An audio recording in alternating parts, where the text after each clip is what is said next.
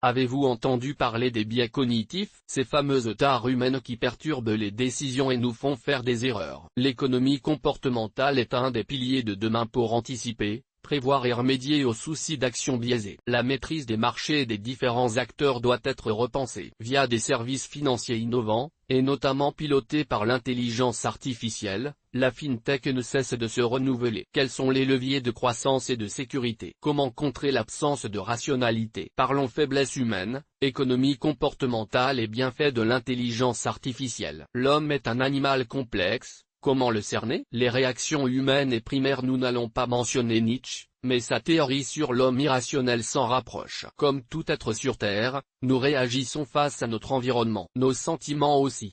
L'homme écoute donc son instinct, mais aussi ses émotions. Lors d'une situation stressante et avec beaucoup d'enjeux à la clé, notre capacité à prendre une décision peut être flouée. Dès lors qu'un individu se retrouve dans une zone à risque, ses décisions en sont perturbées. Dans le domaine de la finance comportementale, les sociologues l'ont clairement décelé et le prix Nobel en économie de 2017 le cite. Comme si après, les êtres humains effectuent des choix fondamentalement irrationnels dans un environnement économique. Richard Thaler. Définition de notre raison. Les fameux biais cognitifs trompent la décision rationnelle de l'homme. Nous sommes toujours en quête de sens, savoir le pourquoi du comment, et pourtant, la véracité des faits n'est pas la chose première que notre cerveau interprète. Ce schéma de pensée trompeur est faussement logique. Selon les spécialistes, si différents biais cognitifs sont recensés, le biais attentionnel, en fonction de nos préoccupations et de notre appétence pour certains sujets, notre cerveau fait un tri. Il choisit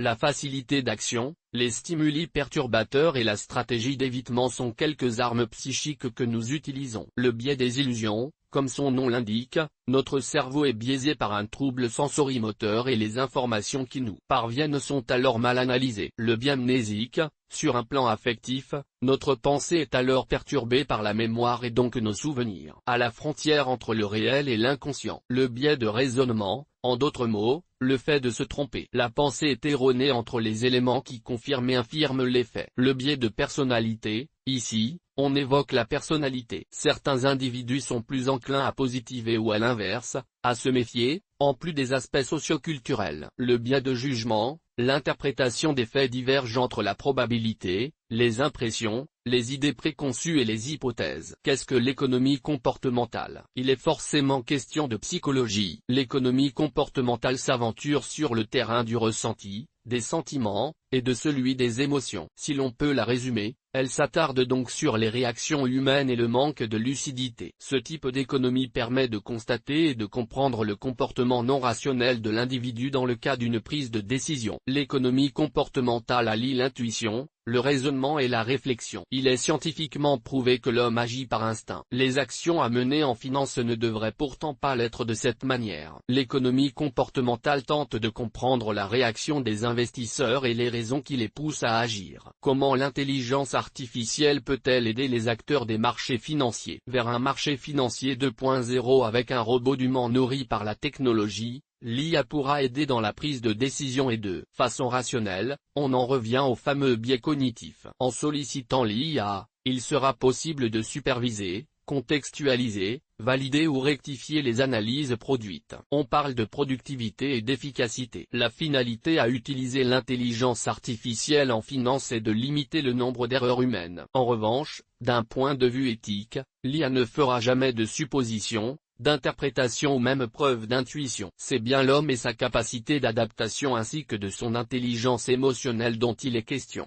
Source des images. FreePic. Toutes nos informations sont, par nature, génériques. Elles ne tiennent pas compte de votre situation personnelle et ne constituent en aucune façon des recommandations personnalisées en vue de la réalisation de transactions et ne peuvent être assimilées à une prestation de conseil en investissement financier, ni à une incitation quelconque à acheter ou vendre des instruments financiers. Le lecteur est seul responsable de l'utilisation de l'information fournie, sans qu'aucun recours contre la société éditrice de Café de la Bourse, comme ne soit possible. La responsabilité de la société éditrice de Café de la Bourse, comme ne pourra en aucun cas être engagée en cas d'erreur, d'omission ou d'investissement inopportun.